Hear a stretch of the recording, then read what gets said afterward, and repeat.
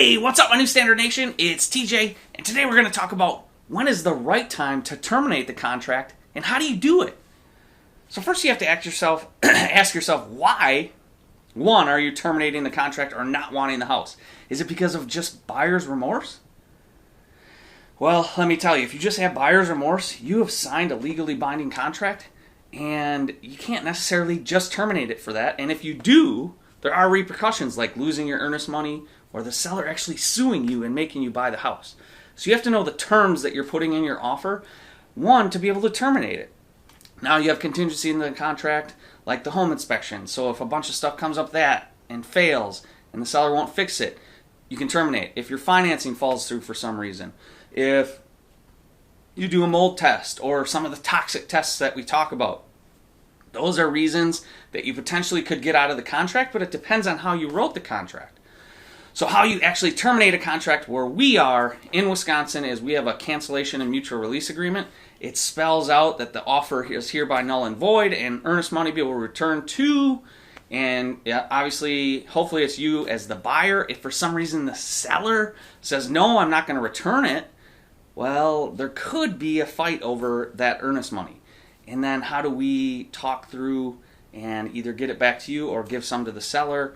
And did you terminate the contract properly? So there's a whole lot of stuff and moving parts that go into it. But the biggest is you can terminate a contract for the seller failing to live up to something that you had expected from them, and vice versa from you.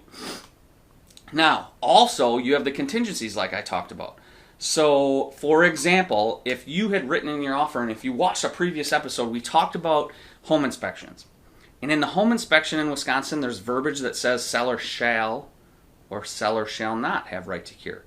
If you give the seller shall not have the right to cure in Wisconsin and any defect comes up, you can deliver notice, cancel the agreement, get your earnest money back. With that said, saying shall not doesn't look as strong as saying shall, so you have to understand your market, and if you're competing with other people, you could put terms in the offer like seller shall have the right to cure, but maybe buyer is going to pick, or you write in the verbiage that it has to be by licensed contractor or stuff like that. It's not like the seller can just go in and do some of the stuff themselves. It all depends on how you structured that offer. So, again, if you're trying to get out of a contract for no reason, you just have buyer's remorse, you just don't want to buy the house anymore, you're more than likely going to lose the earnest money, and you could potentially be sued for specific performance or damages that the seller's incurred because of you backing out now. So just know that, and vice versa. If the seller fails to, or a seller says, I'm not going to sell it, you can all of a sudden sue them and make them perform and sell it to you. So, again, I feel like I'm saying again a lot in this one.